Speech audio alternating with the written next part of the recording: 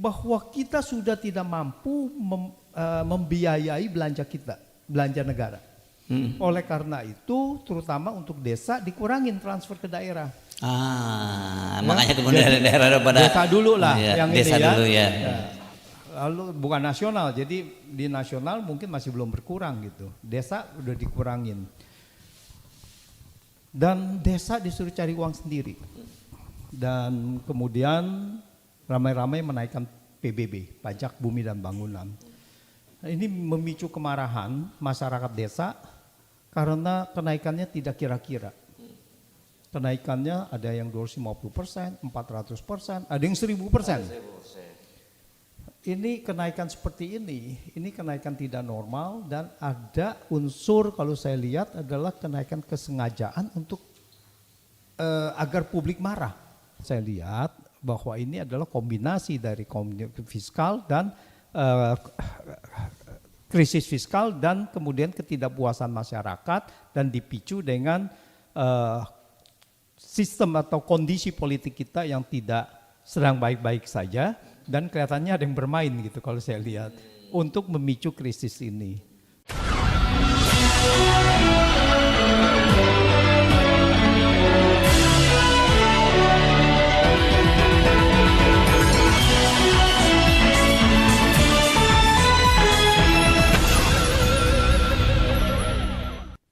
Halo, assalamualaikum warahmatullahi wabarakatuh. Senang sekali saya Hersbun Arif bisa kembali menjumpai Anda semua. Kali ini saya mengajak Anda untuk mengikuti ada seri dialog yang dilaksanakan oleh Koalisi Aksi Menyelamatkan Indonesia, dan itu terdiri dari beberapa sesi. Ada sesi ekonomi, sesi politik, sesi psikologi, dan juga tentu saja nanti kita akan bicara dari global. Dan kenapa kami melakukan itu, kita ingin memberikan panduan kepada publik sebagai mungkin terlalu memberikan panduan sebagai referensi kepada publik, karena sekarang kita sudah bertanya-tanya tentang situasi bangsa dan negara ini, karena kita memasuki tahapan yang sudah sangat penting. Kita tidak tahu situasinya seperti apa, kemana negaranya dibawa. Nah, setidaknya dari diskusi serial yang kami lakukan ini, nanti teman-teman bisa mengambil semacam mendapatkan sebuah gambaran seperti apa dari sisi ekonomi, politik, kemudian dari sisi psikologi, global dan lain-lain sebagainya. Dan sekarang ini untuk sesi pertama saya akan mengajak Anda untuk bicara dari sisi ekonomi, dan kami menghadirkan 3 orang narasumber. Ini dari ekonomi ada 2 orang, dari Mas Antoni Budiawan dari Managing Director PEPS, ini udah langganan buat kita kan. Dan kemudian juga ada Bung Gede Sandra, ini seorang ekonom dari Institut Pertanian Bogor ya. Dan yang sebelah saya ini dari Serikat Petani Indonesia, Mas Agus Ruli Ardiansyah ya. Oke, untuk pertama kita coba gambaran dulu tentang situasi secara ekonomi secara makro ya, Mas Antoni Budiawan ya. Silakan Mas Antoni bisa memulai untuk panduan. Silakan juga langsung digunakan juga mic-nya Mas Antoni.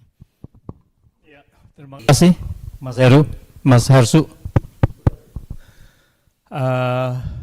Ya, kondisi ekonomi kita ini sedang terpuruk, dan salah satunya akibatnya adalah banyak masyarakat tidak puas dan terjadilah seperti protes-protes yang sekarang ini. Tapi ini menurut saya masih baru permulaan. Ini belum, ini masih ini. Yang saya khawatirkan dan potensinya akan terjadi, chance-nya adalah cukup besar, bahwa dalam beberapa periode ke depan, mungkin 1 bulan ke depan gitu, ini akan disusul dengan kita punya krisis moneter. Bukan krisis lah, dalam arti pelemahan dari moneter kita, khususnya dari rupiah. Nah, ini kita sudah masuk di dalam krisis fiskal.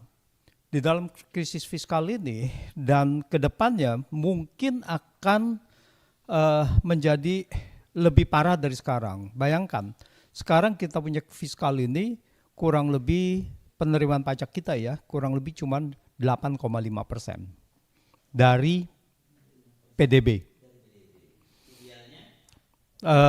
sebagai perbandingan aja, bahwa di tahun 2014 itu masih mencapai 11% lebih, 11,6% lah kurang lebih. Di 2008 itu mencapai 19,8%. Itu satu sisi. Tetapi fiskal kita dibebankan dengan beban bunga yang begitu panjang. Beban bunga kita yang begitu berat, sehingga sekarang ini beban bunga kita sudah mencapai 25% dari penerimaan PDB. Dari penerimaan pajak, dari penerimaan pajak. 25% pada 2014 itu masih sekitar 10-11%. Jadi udah 2,5 kali lipat. Belum begini. Jadi kita bandingkan beginilah. Pada 2008 kita punya penerimaan pajak setelah bayar bunga itu masih tersisa 11,5%. Itu pemerintah bisa membelanjakan 11,5% dari PDB untuk aktivitas belanja negara. Cukup besar. 2014 rasio itu tinggal 9,6%.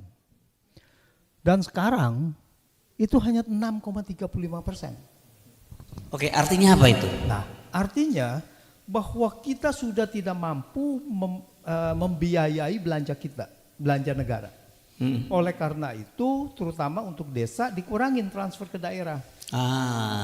Makanya kemudian daerah pada desa dulu lah, yang desa ini dulu ya. Lalu bukan nasional, jadi di nasional mungkin masih belum berkurang gitu. Desa udah dikurangin. Dan desa disuruh cari uang sendiri. Dan kemudian ramai-ramai menaikkan PBB, pajak bumi dan bangunan.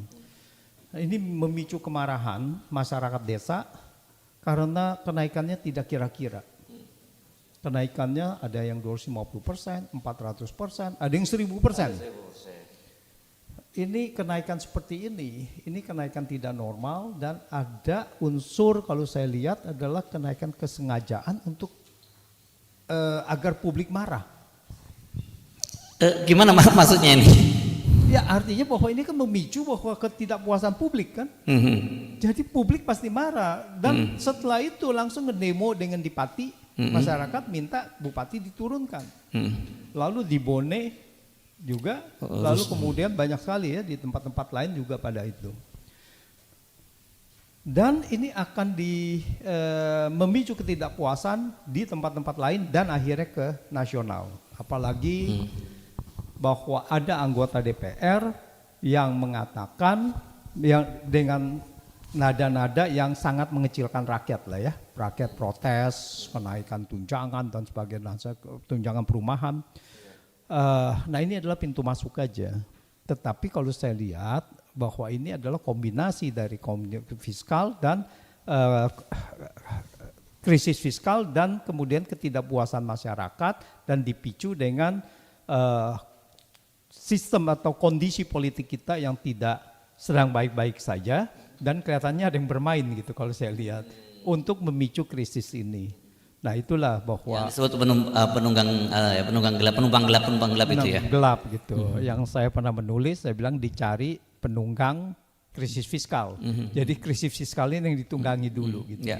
Ya, saya rasa ini yang menjadi ini dan kita harus waspada jangan sampai krisis fiskal ini menjadi krisis moneter.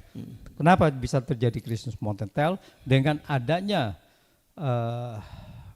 protes-protes seperti sekarang, demo dan sebagainya, apalagi anarkis begitu, maka banyak sekali investor kabur.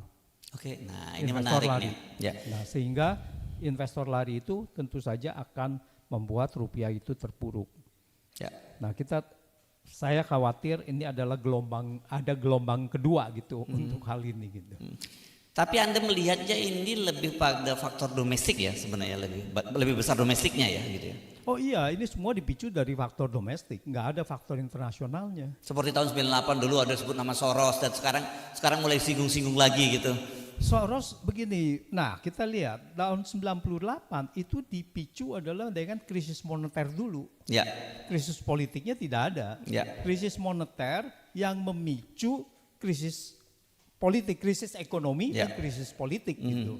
Kalau sekarang ini tidak ada krisis fiskal, jadi dari dalam negeri. Jadi tidak ada kepentingannya kalau ini yang luar negeri yang bermain, dia akan bermain di moneter dulu. Uang akan keluar dulu. Nah, tetapi sekarang tidak, kita krisis fiskal dulu. Bahkan sekarang uang yang keluar masih sedikit gitu. Mungkin masih menaruh percayaan lah untuk itu. Tapi begitu di eskalasinya tinggi, pasti saya perkirakan ini akan terjadi capital outflow. Nah, ini akan memicu tambahan. Justru faktor domestik yang kemudian membuat faktor global dalam hal ini capital outflow itu keluar dari Indonesia itu jadinya ya. Benar. Jadi kalau dulu adalah krisis moneter, lalu kemudian kita masuk ke krisis fiskal, Yes. krisis ekonomi, dan terjadilah itu krisis politik. Kalau sekarang enggak, domestik dulu. Domestik terus ya permasalahan domestik ekonomi dan politik, dan ini akan memicu yang tadi moneter. Terbalik, ini arahnya terbalik gitu.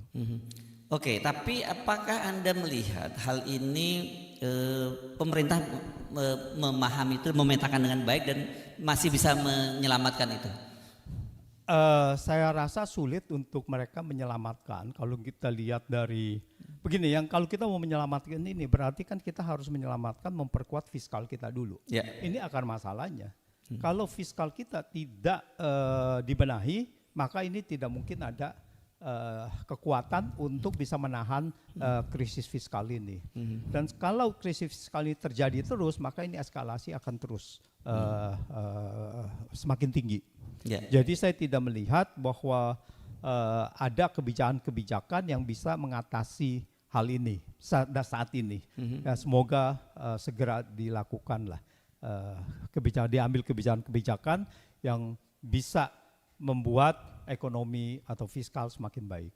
Oke, kita berhenti di situ dulu ya, Mas Antoni ya. Kita pindah ke Bung Gede Sandra. Oke, kalau dari sisi Anda sendiri, Anda melihatnya dari perspektif apa nih, Bung Gede Sandra, lihat situasi sekarang ini? Iya, terima kasih, Bang. Jadi ini ada yang menarik. Jadi pada saat demonstrasi kemarin mencapai titik chaosnya itu titik-titik apinya itu berada provinsi-provinsi yang indeks gininya tinggi. Oh, jadi terjadi kesenjangan yang luar biasa Ya, begitu. betul. Artinya ketimpangannya paling tinggi lah di Indonesia itu. Mana itu? Yang gampang terbakar. Nah, contohnya DKI Jakarta, Dari Jakarta, Jawa Tengah, Jawa Tengah, Jawa Timur, Jawa Timur. ya kan, terus Sulawesi di Sulawesi Selatan, Sulawesi Sulawesi Selatan. Barat, gitu kan, itu yang relatif lebih mudah terbakar. Sementara daerah-daerah yang indeks gininya agak rendah seperti Bangka Belitung gitu, cenderung damai. Aceh itu juga lumayan lah. Jadi kan indeks gini kita kan rata-rata kan 0,38 secara nasional. Nah, sementara daerah kayak Jakarta 0,4 itu paling gampang terbakar. Jawa Barat juga 0,4, Jawa Tengah itu juga sekitar situ. Jadi lebih cepat tersulut gitu. Apa yang ingin Anda katakan itu, bahwa kesenjangan itu Iya. itu menjadi semacam rumput kering yang kemudian Rumput kering. yang mudah terbakar gitu ya. Rumput kering yang siap terbakar. Siap terbakar. Dan memang sudah terkondisikan kalau menurut analisa kami ini memang penerapan kebijakan neoliberal selama 20 tahun terakhir di berbagai rejim ya Bang. Iya, iya. Jadi saya tidak cuma menyalahkan Jokowi 10 tahun tapi juga SBY 10 tahun juga Neoliberal juga memiliki ya. sumbangan juga gitu untuk ya. menciptakan istilah kita itu kelas lumpen. Kelas apa? Lumpen. Apa itu? Lumpen itu artinya adalah kaum miskin kota Bang. Oh, Mereka yang hidup di perkotaan, di urban gitu, tapi aksesnya kepada ekonomi sangat terbatas. Mereka ini korban dari neoliberalisme, buru-buru yang ter-PHK, ya, ya, ya. apa anak-anak SMA yang udah dapat kerja gitu-gitulah. Jadi ojol. Dia menjadi ojol dan masa ojol kemarin itu masa lumpen. Jadi mereka itu emang yang tinggalnya di kampung-kampung yang nggak terlihat oleh kemajuan ekonomi, pertumbuhan ekonomi kita gitu Bang. Itu yang pertama. Itu penting. Kalau emang tadi bicara pemetaan, ya dipetakan aja yang paling timpang di mana. Situ pasti meledak gitu kemarin. Itu satu. Yang kedua, saya ingin menambahkan Pak Antoni, ini ada masalah lain terutama dalam sebuah data yang namanya pertumbuhan kredit Bang. Pertumbuhan kredit. Betul. Jadi pertumbuhan kredit di Indonesia itu standarnya untuk pertumbuhan ekonomi 6% seperti tahun 2011 itu perlu pertumbuhan kredit 15%. Jadi ini Anda ngomong bank-bank konvensional ya, bukan Seluruh bank konvensional. Jadi total kredit perbankan yang 7.000 triliun itulah kira-kira. Nah, jadi pertumbuhan kredit sekarang cuma 7%. Anda nggak hitung pinjol ini ya? Belum, enggak tuh. Belum, Masih iya. kecil, ya masih Iya, belum itu. iya. Iya. Jadi sekarang pertumbuhan cuma 7%. Tapi anehnya kenapa pertumbuhan ekonomi bisa 5%? Ya kan banyak orang yang mempertanyakan. Rasionya biasanya berapa kalau bisa? Biasanya untuk 5% perlu 10%, 11% gitu Bang. Kalau untuk 7% zaman SBY pernah itu sampai pertumbuhan kreditnya 20%. Oke, jadi kalau toh sekarang ini anomali dong ya. Ini mungkin menambah data dari teman-teman yang waktu itu mengadu ke Biro Statistik di mana? Di PBB. Di PBB itu. Jadi ya. angka pertumbuhan ekonomi kita tidak mencerminkan Ya. situasi dan masalahnya di mana sebenarnya? Ya. Jadi ternyata struktur kredit perbankan kita itu sangat timpang Bang. Ini sering juga diungkap ya oleh para ekonom senior yang sebelumnya juga. Jadi dari total 7.000 triliun itu 83% kredit itu mengalir ke hanya sedikit sekali perusahaan korporasi, mungkin 1000-an korporasi gitu. Dan 17% sisa kredit itu dibagi-bagi ke UMKM yang jumlahnya jutaan. Alasannya apa ini, soal bankable atau soal apa? Ya, ya pasti ada masalah itu kan, ya pasti ada masalah bagaimana perbankan ingin lebih mengurangi risiko segala macam. Tapi poin kita itu kalau strukturnya itu bisa ketimpangannya sedikit digeser. Misalkan untuk yang bawah janganlah cuma 17%, dibuatlah 30%, 40%. Itu akan terjadi pertumbuhan ekonomi dari bawah Bang. Akan membuat uang lebih banyak beredar di masyarakat, akan meningkatkan konsumsi sehingga pertumbuhan ekonomi kita yang mayoritas adalah dari konsumsi itu pasti bisa naik. Nah itu. Nah, satu lagi masalahnya itu kenapa pertumbuhan kredit kita rendah itu, Bang. Ada sebuah fenomena ekonomi namanya crowding out effect sekarang. Efek crowding out. Jadi tersedotnya dana perbankan untuk membeli surat utang pemerintah ketimbang dia beresiko untuk membantu Iya. Lebih untung bisnis. itu ya, lebih aman, lebih untung untung itu. aman dapat 6% sampai 7% Bang, ya kan? Iya. Sementara deposit ratio kita di Bank Indonesia kan 4,5% kan? Iya. Jadi sudah ada selisih lumayan lah untuk bank. Dan banyak uang masyarakat yang ada di situ digunakan untuk membeli itu ya. Itu namanya tersedot, crowding out effect. Jadi menjadi yang harusnya untuk swasta, untuk bisnis menjadi kekurangan. Nah, itulah akibatnya kenapa pertumbuhan kredit kita rendah dan bisnis tidak naik, daya beli lesu, akhirnya kapasitas industri juga mulai dikurangin. Begitu, Pak. Itu. Dan saya mau sampaikan angka yang terakhir yaitu tentang angka ketimpangan juga. Jadi 40% masyarakat kita yang terbawah miskin itu hanya menguasai 13% kekayaan. Sementara 10% kita yang paling kaya itu menguasai 49%. Kita bandingkan dengan di Amerika. Ternyata Amerika situasinya 40% terbawah itu masih menguasai sekitar 16% di atas kita. Dan yang paling kayanya juga tidak terlalu sebesar 47%, tapi lebih rendah. Artinya apa? Kita ini lebih liberal, lebih neoliberal daripada mbahnya gitu kan, Amerika Serikat ya. Kalau kita bandingkan misalkan ke negara welfare state seperti di Skandinavia, itu komposisinya jauh lebih manusiawi. Jadi yang paling bawah itu dia menguasai sekitar 20% sampai 25%. Jadi lebih gemuk gitu. Kelas menengahnya lebih gemuk, kelas bawahnya itu lebih kaya gitu kan. Sementara yang kelas yang paling atas itu hanya menguasai sekitar 30%. Jadi emang di Eropa Barat itu emang seharusnya kita ke sana gitu. Tapi kan yang terjadi kita malah semakin timpang yang akhirnya kita bisa lihat hasilnya demonstrasi begitu gampang tersulut karena ketimpangan yang tadi itu Bang. Dan itu bisa dilihat juga sebenarnya dengan nilai tabungan ya, yang sah, betul. Nah, saya mau tambahkan nilai tabungan.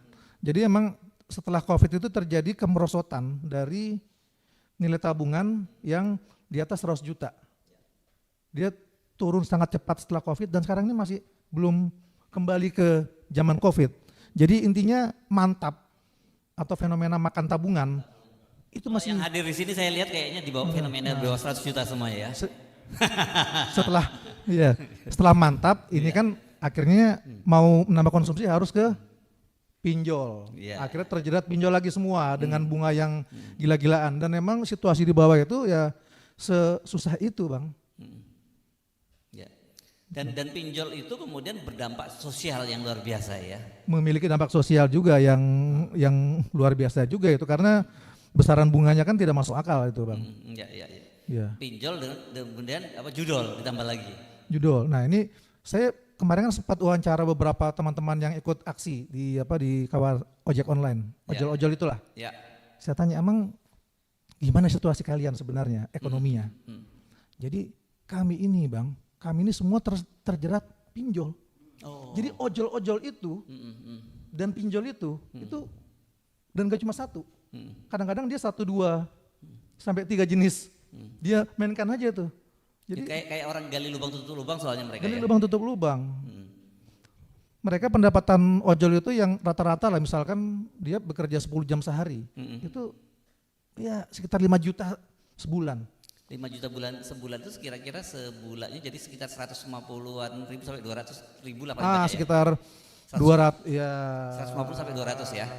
Enggak, ya sekitar itu ya. Sekitar itulah, dan mereka kan jam kerjanya itu kan bebas gitu kan. Iya. Mau kerja mau enggak, hari Minggu itu buat mereka malah hari yang harus lebih banyak bekerja, dan kalau mau lebih banyak pendapatan mereka harus bekerja lebih panjang. Minimal 10 jam itu mereka. 10 jam. Jadi susah banget sebenarnya kondisi di masyarakat. Wajar lah kalau kita lihat betapa marahnya mereka itu kemarin. Ya, makanya saya kaget ketika ada salah satu driver ojol yang bertemu Gibran diwawancara lewat wartawan, dia ngaku bahwa dia 500 ribu pendapatannya per hari. Oh, itu beda tuh. Mungkin Gokar dia kali, Bang. Enggak, dia driver. Oh, driver juga. Iya, driver ojol ini. Susah, udah susah itu. Gokar pun juga susah sekarang. Kalau ya. sebelum kata mereka kalau era 2018 mungkin masih bisa 10 juta sebulan. Sebelum 2018 katanya. Tapi setelah banyak bonus yang dipangkas, kemudian Covid, itu dan kemudian banyak populasi yang luar biasa ya. Banyak bertambahnya juga sih Gojek-Gojek itu ya, makin banyak karena pengangguran makin banyak kan. Yes. Akhirnya persaingan makin berat, drop pendapatan mereka dari dulu 10 juta sebulan, sekarang udah tinggal 5 juta gitu. Ya.